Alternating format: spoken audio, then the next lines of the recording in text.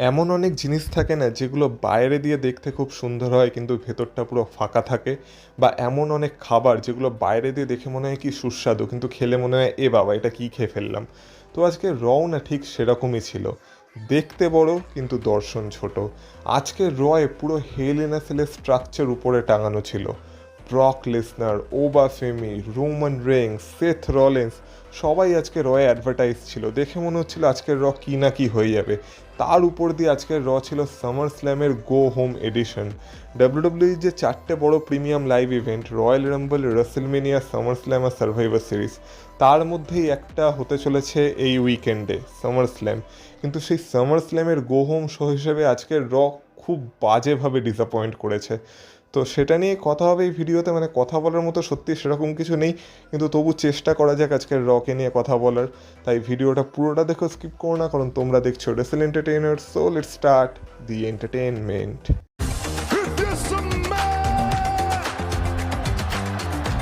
Acknowledge me. Acknowledge me. You there, sitting at home. Acknowledge me.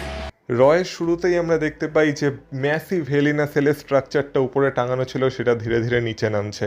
আর রিংয়ের মধ্যে Adam pears, triple H সবাই উপস্থিত আছে। আর ব্যাক স্টেজ থেকে দেখানো হয় যে ওবা ফেমি আর ব্রক লেসনার আসছে। মানে সবার প্রথমেই আজকে যে ওয়েইনের সেগমেন্টটা করার কথা ছিল সেটা দিয়ে শুরু করা হয়েছিল।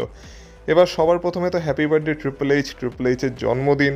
তাই জন্মদিনের অনেক অনেক শুভেচ্ছা। আমি ভেবেছিলাম জন্মদিনের দিন অন্তত ট্রিপল এইচের কোনো নিন্দা করব না, কিন্তু ট্রিপল এইচ বলছে এমনে কি করে হয় বাছা, নিন্দা তো করতেই হবে তোমাকে, রটা আগে দেখে নাও। তো যাই হোক না কেন, প্রথমেই ওয়েইনের সেগমেন্টটা শুরু হয়, যেখানে সবার প্রথমে ওবা ফেমির এন্ট্রেন্স হয়। ওবা ফেমির ওজন মাপা হয়, যেখানে ওবা ফেমির ওজন দাঁড়ায় 302 পাউন্ড, মানে প্রায় প্রায় 136 কেজির মতো। তো এবার সময় আসে ব্রক লেসনারের, যেখানে ব্রক লেসনারের পল হেমনের সাথে এন্ট্রেন্স হয়। তাদের সাথে আজকে আবার কিছু পুলিশ অফিসার্স এসেছিল, যেহেতু সামার স্ল্যামের আগে ব্রক লেসনার আর ওবা ফেমিকে একে অপরকে ছুতে দেওয়া যাবে না বা একে অপরের সাথে ফাইট করতে দেওয়া যাবে না। এবার ট্রিপল এইচ রিংয়ে উপস্থিত আছে। আমরা দেখতে পেলাম ব্রক লেসনারের আগে সেই পুলিশ অফিসাররা রিংয়ের মধ্যে গেল, মানে হেলিনা সেলের স্ট্রাকচারে ঢুকে রিংয়ের মধ্যে গেল। আর সেই সময় ব্রক লেসনার কী করলো, ব্রক লেসনার এলো, সে হেলিনা সেলে ঢোকার চেষ্টা করলো বা ঢুকবে এমন ভান দেখালো, কিন্তু তারপর সেলের যে দরজাটা সেটাকে বন্ধ করে তালা মেরে দিল। মানে সেলের ভেতরে ট্রিপল এইচ উপস্থিত আছে, অ্যাডাম পিয়ার্স উপস্থিত আছে, ওবা ফেমি উপস্থিত আছে, পুলিশ অফিসার্সরা উপস্থিত আছে, কিন্তু ব্রক লেসনার সবাইকে ভেতরে আটকে তালা মেরে দিয়েছে। তো তারপর আমরা দেখতে পেলাম ওবা ফেমি খুব রেগে গেছিলো। ওবা ফেমি তারপর রিং থেকে নিচে নেমে এলো, নিচে নেমে এসে ওই কেজটাকে ধরে মানে খুব জোরে জোরে নাড়াচ্ছিল, কিন্তু যেহেতু দরজা বন্ধ হয়ে গেছে তাই আর সে কী বা করতে পারবে। আর এই পুরো সেগমেন্টে না ট্রিপল এইচ পুরো চুপচাপ দাঁড়িয়েছিল।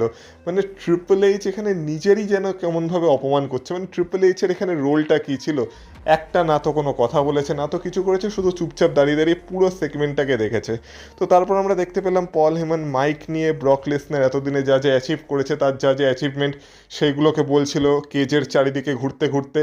আর ব্রক লেসনারও তার সাথে সাথে ঘুরছিল, আর ওই দিক থেকে ওবা ফেমি কেজের ভেতর থেকে মানে হেলিনা সেলের ভেতর থেকে তাকে ফলো করছিল।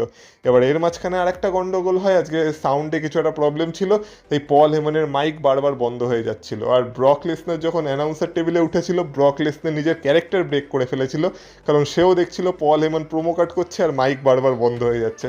তো সেটা দেখে ব্রক লেসনারও হেসে ফেলেছিল। তাছাড়া ব্রক লেসনার আজকে ওবা ফেমিরও মজা নিচ্ছিল। মানে ওবা ফেমি যখন ওই কেজটাকে ধরে খুব জোরে জোরে নাড়াচ্ছিল, তখন ব্রক লেসনার যে চাবিটা মানে যে তালাটা সে মেরেছে সেই তালার চাবিটাকে মুখে করে নিয়ে দেখাচ্ছিল, দেখ চাবি আমার কাছে, তুই বেরোতে চাইলে বেরিয়ে দেখা। মানে এইভাবে ওবা ফেমির মজা নিচ্ছিল। তো লাস্টে যখন পুরো হেলিনা সেলের একটা চক্কর কাটা হয়ে যায়, তখন ব্রক লেসনার ওবা ফেমিকে বলে যে আমি তোকে সামার স্ল্যামে দেখে নেব। এই বলে ব্রক লেসনার চলে যাচ্ছিল। ওবা ফেমি বলে হ্যাঁ তুই পালা, তুই পালানো ছাড়া আর কী বা করতে পারিস, কিন্তু সামার স্ল্যামে তুই পালাতে পারবি না, কারণ আমি আগেও যেমন বলেছি সামার স্ল্যামে আমি তোর সাথে বন্দি থাকবো না, হেলিনা সেলে তুই আমার সাথে বন্দি থাকবি। তো এই বলার পর আমরা দেখতে পাই মানে ব্রক লেসনার আবার দূর থেকে কাছে আসে, আর তারপর দুজনকে মিডল ফিঙ্গার দেখাচ্ছিল। আর এরপর কি হয়, এরপর যেমন বললাম ট্রিপল এইচকে তো পুরো বোকা বোকা লেগেছে এই সেগমেন্টটায়। এরপর আমরা দেখতে পাই যে ওবা ফেমি আবার রিংয়ের মধ্যে ওঠে, আর রিংয়ের মধ্যে যে পুলিশ অফিসার্সগুলো ছিল তাদেরকে ওবা ফেমি দুমদাম করে পিটিয়ে আর কি রিংয়ের চারিদিকে ছুঁড়ে ফেলে দেয়, আর সেটাও ট্রিপল এইচ দাঁড়িয়ে দাঁড়িয়ে শুধু দেখছিল। তো এইভাবেই আজকে ওয়েইনের সেগমেন্টটা শেষ হয়। আমি তো বলবো যে যতটা খাটনি আজকে ডাব্লিউডাব্লিউই ওই অত বড় হেলিনা সেলের স্ট্রাকচারটাকে উপরে টাঙাতে করেছিল, ততটা খাটনি যদি একটু এই সেগমেন্টটাকে আর একটু বেটার বানাতে করতো তাহলে হয়তো ভালো হতো, কিন্তু ঠিক আছে, এই গল্পটাই ডাব্লিউডাব্লিউ দেখানোর চেষ্টা করছে যে সামার স্ল্যামের আগে ব্রক লেসনার আর রোবো ফিমিকে একে অপরের কাছে আসতে দেওয়া হচ্ছে না, তো এরা একে অপরকে সামার স্ল্যামেই দেখে নিতে চলেছে। তো তোমরা বলবে এই সেগমেন্টটা দেখার পর তোমাদের হাইপ ব্রক লেসনার ভার্সেস ওভারহমির ম্যাচের জন্য একটুও বেড়েছে নাকি ঠিক আগের মতোই আছে? তো প্রথম সেগমেন্ট তো শেষ হয়ে যায়, তারপর আমরা ব্যাক স্টেজে দেখতে পাই দুটো গাড়ি আসছে আর সেই গাড়ি থেকে বেরাচ্ছে আমাদের ব্লাড লাইন। সবার প্রথমে একটা গাড়ি থেকে জে উসো আর জিমি উসো বেরায়, আর পেছনের গাড়িটা থেকে রোমান রিংস আর জেকব ফাটু বেরায়। তো দেখে বোঝা যাচ্ছিল যে রোমান রিংস রতে চলে এসেছে, আর রোমান রিংসের হয়তো আরও কিছু সেগমেন্ট বা কিছু ব্যাক স্টেজ সেগমেন্ট আমরা দেখতে পাবো, কিন্তু স্পয়লার অ্যালার্ট, আমরা পুরো রতে সেরকম কিছুই দেখতে পাই না। তো রোমান রিংসকে এত তাড়াতাড়ি রতে আনার দরকারটা কী ছিল আমি তো বুঝলাম না। যাই হোক না কেন, তারপর তো রতে একটা বিশাল বড় পজ আসে, মানে অ্যাডভার্টিজমেন্ট আসে, তারপর ব্যাক স্টেজ সেগমেন্ট আসে, তারপর আবার কিছু অ্যাডভার্টিজমেন্ট, তারপরে এই ডাব্লিউডাব্লিউ যে আনরিয়াল সেই ডকুমেন্টারি কিছু ফুটেজ, মানে একটা অ্যাড তো ডাব্লিউডাব্লিউ এইভাবেই পুরো শেষ করে দেয়, কোনো কিছুই হয় না। তো তারপর আমরা দেখতে পাই একটা ম্যাচ শুরু হয়, যেই ম্যাচটা ছিল রুসেভ ভার্সেস জীবন ইভেন্টসের মধ্যে, সামার স্ল্যামের গো হোম এডিশন। এই ম্যাচটার কী দরকার ছিল মাথায় ঢুকলো না, মানে হু কেয়ার্স ম্যাচ এটা। আমরা এক কাজ করি, আজকে হু কেয়ার্স কাউন্ট রাখি, তো এটা হচ্ছে হু কেয়ার্স কাউন্ট 1। তো এই ম্যাচে আমরা দেখতে পাই আলটিমেটলি জীবন ইভেন্টস জিতে যায়, যখন জীবন ইভেন্টস তার ওজি কাটের রুসেভকে লাগিয়ে দেয়। তো রুসেভের সাথে মানে দিনকাল তো রুসেভের এমনিও ভালো যাচ্ছে না, আর রুসেভ এখন শুধু ম্যাচ হেরেই চলেছে, আর আজকেও রুসেভকে জীবন ইভেন্টস হারিয়ে দিয়েছে, তারপর জীবন ইভেন্টস সেলিব্রেট করছিল আর কি। তো তারপর আমরা দেখতে পাই রতে একটা কনসার্ট শুরু হয়, যেটা ছিল জো হেনরি আর আমাদের ড্যান হজেনের কনসার্ট। তো সেইখানে তারা দুজন একটা গান গাইছিল, I believe that you are cursed, I believe that you are cursed. আর শুধু গান গাইছিল না, আমরা দেখতে পাই মিনি হজন্সরা সেখানে নাচতে নাচতে চলে এসেছিল, এমনকি কতগুলো মেয়েও সেখানে নাচতে নাচতে চলে এসেছিল, মানে পুরো কনসার্টের একটা মহল বানানোর চেষ্টা করা হয়েছিল। এবার এই সেগমেন্টেরও কোনো মানে থাকতো না, কিন্তু তারপর এই সেগমেন্টে একটা জিনিস ডাব্লিউডাব্লিউ অ্যাড করেছিল।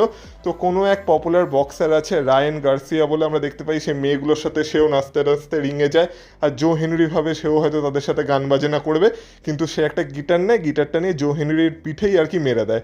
তো তারপর আমরা দেখতে পাই পেছন থেকে জাজমেন্ট ডে চলে আসে, মানে ডমিনিক মিস্ট্রিও আর জেরি ম্যাকডোনা চলে আসে, আর তারা ড্যান হজেনকে অ্যাটাক করে দেয়, আর ড্যান হজেনের অবস্থা খারাপ করে দেয়। তো যেমন বললাম এই সেগমেন্টটাও হু কেয়ার্স কাউন্টেই চলে যেত, কিন্তু যেহেতু এখানে মানে জাজমেন্টের আর কি ইন্টারফিয়ারেন্স দেখানো হয়েছে, আর যেহেতু জাজমেন্টের সাথে বলতে ডমিনিক মিস্ট্রিওর সাথে ড্যান হজেনের সামারস্ল্যামে ম্যাচও হতে চলেছে, তো সেই কারণে এই সেগমেন্টটা আজকে সেন্স তো বানাচ্ছিল। আর ব্যাক স্টেজে আমরা একটা সেগমেন্ট দেখতে পাই যেখানে ড্যান হজেন আর কি মানে ড্যান হজেন মিনি হজেন্স তারা সব জাজমেন্টের কাছে মার খেয়ে উল্টে পড়েছিল। তো সেখানে অ্যাডাম পিয়ার্স যায়, অ্যাডাম পিয়ার্স গিয়ে বলে যে তুই ডমিনিকের টাকা ডমিনিককে ফেরত দিয়ে দে। তখন ড্যান হজেন বলে একদমই না, তার থেকে এক কাজ করা যাক, আমাদের যে সামার স্ল্যামের ম্যাচটা আছে সেই ম্যাচটা হয়ে যাক human monies on the pole match. তো ড্যান ওয়াজন আর ডমিনিকের যে ম্যাচটা সামার স্ল্যামে হতে চলেছে সেখানে একটা এরকমই স্টিপুলেশন অ্যাড হয়ে গেছে যে এবার এই ম্যাচটা হতে চলেছে human monies on the pole match, মানে ডমিনিকের টাকা একটা পোলে টাঙানো থাকবে, যে সবার আগে সেই টাকাটাকে পেরে নেবে, বা সেই টাকার বাক্স বা সেই টাকার বস্তা বা সেই টাকার ব্যাগ যাই থাকুক না কেন ওই পোলের মধ্যে সেটাকে পেরে নেবে, সে এই ম্যাচের উইনার হয়ে যাবে। তো এরকম একটা নতুন স্টিপুলেশন সামার স্ল্যামের জন্য অ্যাড হয়ে গেছে। এরপর আমরা আরেকটা ম্যাচ দেখতে পাই ইথান পেজ ভার্সেস রে মিস্টেরিওর মধ্যে। এখানেও আমরা দেখতে পাই যে রে মিস্টেরিওর কপাল পুড়েছে, কিন্তু ইথান পেজের জন্য ভালো হয়েছে, কারণ ইথান পেজ এইখানে রে মিস্টেরিওকে হারিয়ে দিয়েছে। যখন লাস্টে একটা জায়গায় আমরা দেখতে পাই রে মিস্টেরিও 619 মারতে যাচ্ছিল, তখন ইথান পেজ রিং মানে যে অ্যাপ্রনটা রিংয়ের সেটাকেই তুলে দেয়, 619টাকে আটকে দেয়, তারপর নিজের ফিনিশার মেরে সে রে মিস্টেরিওকে হারিয়ে দেয়। তো ঠিক আছে, ইথান পেজের জন্য ভালো হয়েছে, রে মিস্টেরিওর জন্য খারাপ হয়েছে, কিন্তু সামার স্ল্যামের গো হোম এডিশনে আমাদের কি ম্যাচটার দরকার ছিল? একদমই না। তাই এটাকে আমি রাখবো আমাদের হু কেয়ার্স কাউন্টের 2 নম্বরে, মানে দুটো হু কেয়ার্স কাউন্ট তো আমাদের হয়েই গেল। এছাড়া আমরা এবার দেখতে পাই ব্লাড লাইনের একটা সেগমেন্ট যেখানে সবার প্রথমে উসোসদের এন্ট্রেন্স হয়, আর তারপর যে উসো তার ওয়ার্নিং শট দেয় যে কিভাবে যে উসো জিমি উসো আর জেকব ফাটু মিলে এলে নাইট রয়েস কিস আর সোলোসিকার অবস্থা খারাপ করতে চলেছে। আর তারপর আমরা দেখতে পাই সেখানে সে যখন ওয়ার্নিং শট মেরে ওই ব্যাং করছিল, তখন ওইখান থেকে পেছন থেকে সোলোসিকাওয়া এসে পিউ পিউ ঢিউ ঢিউ মানে কী সব মানে মুখ দিয়ে আওয়াজ বের করছিল, আর তারপর সে তো পুরো মানে যে উসোকে অপমান করে দিয়েছে। আর তারপর সোলোসিকা সোলোসিকাওয়া এটাও বলেছে যে তোদের তো হাল সেদিনই খারাপ হয়ে গেছে যেদিন থেকে তোরা আবার রোমান রিংসের কাছে ফিরে গেছিস, আর তোরা বলছিস যে ব্লাড লাইন আবার ফিরে এসেছে, কিন্তু আমি তো দেখতে পাচ্ছি না, কারণ লাস্ট টাইম আমি যখন ব্লাড লাইনে মানে ব্লাড লাইনকে দেখতাম রিংয়ের মধ্যে সেখানে আমিও ছিলাম, আর এখন আমি নেই মানে ব্লাড লাইনও নেই। তখন জিমি উসো আর জে উসো বলে যে তোর জন্য ভালো এটাই হতো যে তুই আবার ফ্যামিলিতে ফিরে আসতিস, ব্লাড লাইন জয়েন করতিস। সোলোসিকাওয়া বলে আমি ব্লাড লাইন জয়েন করে কি করব, আমি বেকার বেকার ট্রাইবাল চিফকে অ্যাকনলেজ করব, নাকি আমি যে উসোর সাথে ইট করবো, ওই সব করার জন্য আমি ব্লাড লাইন জয়েন করতে পারবো না, তার থেকে আমি এখন যেখানে আছি সেখানেই আমি ভালো আছি। আর লোকজন তাকে চিয়ার করছিল, তো সোলোসিকাওয়া প্রথমবারের জন্য ফেস রিয়াকশন পাচ্ছিল। তারপর সোলোসিকাওয়া এলএ নাইটকে ইন্ট্রোডিউস করে, এলএ নাইট সেখানে আসে। এলএ নাইট এসে আজকে একটা মজাদার কীর্তি করে, সেই উসোসরা যখন একদম পুরোনো দিনে যেমন এন্ট্রেন্স করতো শুরুর দিকে, সেটাকে আজকে এলএ নাইট একটু অ্যাক্টিং করে দেখায়। আর তারপর আমরা দেখতে পাই যে এলএ নাইট সেখান থেকে চলে যাচ্ছিল, কিন্তু তারপর এলএ নাইটের মাইন্ড চেঞ্জ হয়। এলএ নাইট বলে আর একটা জিনিসও আমি করতে পারি, সেটা হচ্ছে আমি আর সোলোসিকাওয়া মিলে তোদের অবস্থা খারাপ করতে পারি। তো আমরা দেখতে পাই যে তারপর তারা ফাইটের জন্য রেডি হয়, রিংয়ের মধ্যে একটা ব্রল শুরু হয়। এবার এই ব্রলের মাঝে আমরা দেখতে পাই জেকব ফাটু চলে আসে, কিন্তু জেকব ফাটুকে আটকানোর জন্য সেখানে রয়েস কিজও চলে আসে। আর আজকে এলএ নাইট, রয়েস কিজ আর সোলোসিকাওয়ার অপারেন্ট ছিল, কারণ তারা ব্লাড লাইনকে মেরে ধরে রিং থেকে তাড়িয়ে দিয়েছিল। তো এই একটা সেগমেন্ট ছিল, আর এটাকে বলবো যে ঠিক আছে সামার স্ল্যামের হাইপ করার চেষ্টা করা হয়েছে ম্যাচটাকে, তো এই সেগমেন্টটা সেন্স বানাচ্ছে। তো তারপর আমরা ইন্টারকন্টিনেন্টাল চ্যাম্পিয়নশিপের জন্য একটা ম্যাচ দেখতে পাই, ওমেন্স ইন্টারকন্টিনেন্টাল চ্যাম্পিয়নশিপের জন্য, যেখানে আজকে সোল রুকা তার ওমেন্স ইন্টারকন্টিনেন্টাল চ্যাম্পিয়নশিপ ডিফেন্ড করছিল এগেনস্ট রাকেল রড্রিগেজ। এবার এই ম্যাচটা শুরু হয়, সোল রুকার তরফ থেকে পারফরমেন্সও ভালো ছিল এই ম্যাচে, কিন্তু যেহেতু রাকেল রড্রিগেজ ছিল এটা তো আমরা জানতামই যে জাজমেন্টের ইন্টারফারেন্স তো এই ম্যাচে হবেই হবে। তো সবার প্রথমে আমরা রক্সেন পেরেজের ইন্টারফারেন্স দেখতে পাই, কিন্তু সোল রুকা রক্সেন পেরেজকে ট্যাকেল করে নেয়। তারপর আমরা পেছন দিয়ে আমাদের ওমেন্স চ্যাম্পিয়ন লিভ মর্গানকে দেখতে পাই, লিভ মর্গান এসে ইন্টারফেয়ার করার চেষ্টা করে। বাই দ্য ওয়ে, লিভ মর্গানের একটা স্ট্যাট তোমাদের বলে দিই, 100 দিন হয়ে গেছে লিভ মর্গান ওমেন্স চ্যাম্পিয়নশিপ জিতে গেছে, কিন্তু সে এখনও এই চ্যাম্পিয়নশিপটা একবারও ডিফেন্ড করেনি। সামার স্ল্যামে সে প্রথম ডিফেন্স করতে চলেছে এই চ্যাম্পিয়নশিপটা জেতার পর। তো যাই হোক না কেন, সেই সামার স্ল্যামে তার যে অপোনেন্ট ইও স্কাই, সেও আজকে এই ম্যাচের মাঝখানে ইন্টারফেয়ার করেছিল, মানে লিভ মর্গানকে আটকানোর জন্য। আমরা দেখতেও পাই সে লিভ মর্গানকে কোনোভাবে আটকে দেয়, কিন্তু তারপর সোল রুকা যখন লাস্টে তার সোল স্ন্যাচার মারতে যাচ্ছিল, তখন আমরা দেখতে পাই আবার রক্সেন পেরেজ ইন্টারফেয়ার করে, আর সেই সুযোগটাকে কাজে লাগিয়ে রাকেল রড্রিগেজ তার ফিনিশার মেরে দেয়। রাকেল রড্রিগেজের তো আজকে মুখ থেকে রক্তও বেরোচ্ছিল, নাক মুখ কিছুটা ফেটে গেছিল। তো যাই হোক না কেন, সে সোল রুকাকে তার ফিনিশার মেরে দেয়, আর এইভাবে সোল রুকাকে পিন করে ঠিক সামার স্ল্যামের আগে সে হয়ে গেছে brand new women's intercontinental champion. তো এই মুহূর্তে জাজমেন্টের কাছে দুটো চ্যাম্পিয়নশিপ চলে এসেছে, আর সোল রুকা খুব তাড়াতাড়ি মনে হলো যেন ওমেন্স ইন্টারকন্টিনেন্টাল চ্যাম্পিয়নশিপ হেরে গেল। এই চ্যাম্পিয়নশিপটার সাথে সে তো বেশি কিছু করতেও পারলো না যতটা তার থেকে আশা করা হয়েছিল।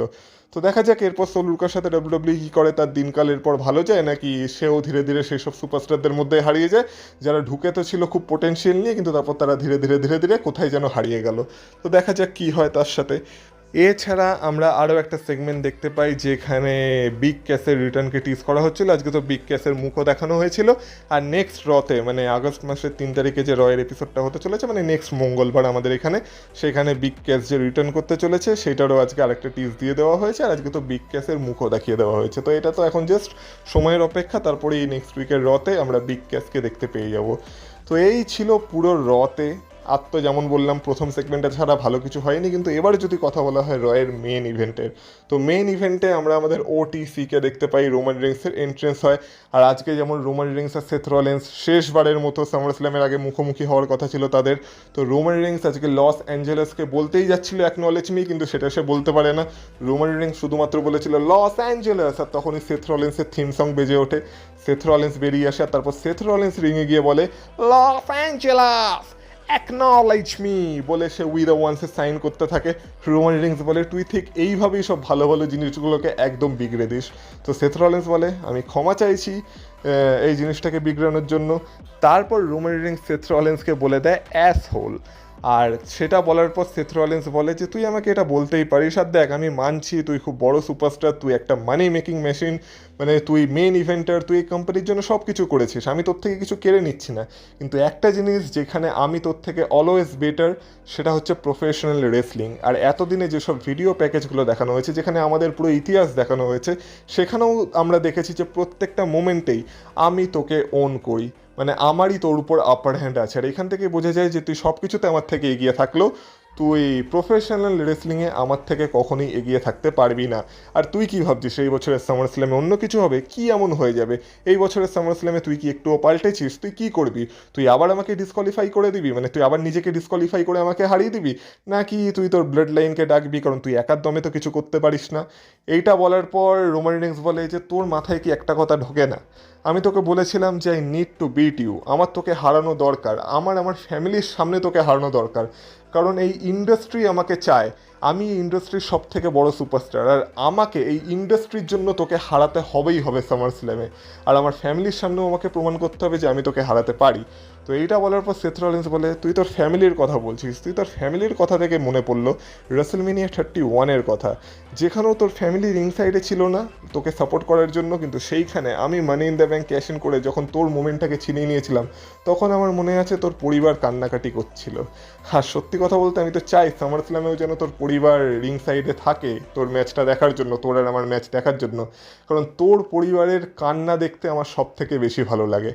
আর আমি তোর ছেলে মেয়েকেও দেখাতে চাই যে তাদের বাবা একজন ফ্রড, তাদের বাবা একজন লুজার, আর তাদের বাবা সবসময় থাকবে সেথ রলিন্সের বিচ। আর এইটা বলার পর রোমান রিংসের হয়ে যায় মাথা গরম, আর তারপর রোমান রিংস সেথ রলিন্সের উপর অ্যাটাক করে দেয়। সবার প্রথমে সে তাকে পাঞ্চ করে, তারপর আমরা দেখতে পাই সেথ রলিন্সকে একটা সুপারম্যান পাঞ্চ মারে, আর তারপর একটা স্পিয়ারও মেরে দেয়। কিন্তু তারপর যখন সেথ রলিন্সের অবস্থা খারাপ ছিল, তখন আবার রোমান রিংসের সেই ব্যাড হ্যাবিট, মানে সেথ রলিন্সের উপর সেই অবসেশন, সেই স্টিল চেয়ার, সেটা রোমান রিংসের মাথায় কাজ করে। আর রোমান রিংস বাইরে যায়, একটা স্টিল চেয়ার নেয়, আর সেই স্টিল চেয়ারটা দিয়ে যখন সে সেথ রলিন্সকে অ্যাটাক করতে আসে, তখন সেথ রলিন্স সেই স্টিল চেয়ারটার উপরই রোমান রিংসকে একটা স্টোম্প মেরে দেয়। আর এইভাবে আমরা দেখতে পাই আজকেও সামার স্ল্যামের গো হোম এপিসোডেও তাদের মধ্যে যে লাস্ট 1-on-1 ফেস অফটা হয়েছিল, সেখানেও সেথ রলিন্সেরই আপার হ্যান্ড থাকে। তার মানে ডাব্লিউডাব্লিউ থিওরি অনুযায়ী বোঝাই যাচ্ছে যে সামার স্ল্যামে কার জেতার চান্স বেশি। যাই হোক না কেন, সেটা নিয়ে সামার স্ল্যামের প্রেডিকশন ভিডিওতে কথা বলবো। তো এইভাবেই আজকে রয়ের এপিসোড শেষ হয়। যেমন বললাম, দেখো সত্যি কথা বলতে না তো রোমান রিংস আর সেথ রলিন্সের সেগমেন্টে আজকে ওভার দ্য টপ কিছু ছিল, না তো ব্রক লেসনার আর ওভারহেমি সেগমেন্টেও সেরকম ওভার দ্য টপ কিছু ছিল, কিন্তু তবু এই দুটো সেগমেন্টই আজকে রয়ের মেন সেগমেন্ট ছিল। বাকি তো আজকে রতে যা ইচ্ছা তাই হয়েছে, সেরকম বলার মতো কোনো পয়েন্টই নেই। তো তোমাদের আজকে র কেমন লেগেছে অবশ্যই বলো। আমার তো একদমই ভালো লাগেনি সেইভাবে, মানে সামার স্ল্যামের গো হোম এপিসোড হিসেবে তো একদমই ডিসঅ্যাপয়েন্টেড র ছিল আজকে। তো এইভাবেই এখন চলছে, আর কি করা যাবে, নতুন করে আর কী বা বলবো, প্রত্যেক দিনই সেম কথা বলতে ভালো লাগে না। তো তোমরা বলো তোমাদের র কেমন লেগেছে, তোমরা এই রটা দেখার পর সামার স্ল্যামের জন্য কতটা হাইপ আপ হয়েছো, বা সামার স্ল্যামের জন্য তোমাদের এক্সাইটমেন্ট বেড়েছে কিনা। আর ভিডিওটা ভালো লেগে থাকলে ভিডিওটায় একটা লাইক করে দিয়েছো, ওই চ্যানেলে নতুন হয়ে থাকলে চ্যানেলটাকে সাবস্ক্রাইব করো, আমাকে ইনস্টাগ্রাম আর ফেসবুকে ফলো করতে চাইলে অবশ্যই ফলো করো, লিঙ্ক পেয়ে যাবে তোমরা এই ভিডিও ডিসক্রিপশানে। ভিডিওটাকে পারলে শেয়ার করো তোমার বন্ধুদের সাথে, তাদের যদি ডাব্লিউডাব্লিউর প্রতি এখনো ইন্টারেস্ট থেকে থাকে তো। আর বাকি তোমাদের সাথে কথা হবে আবার পরের ভিডিওতে, ততক্ষণ তোমরা ভালো থেকো, টাটা।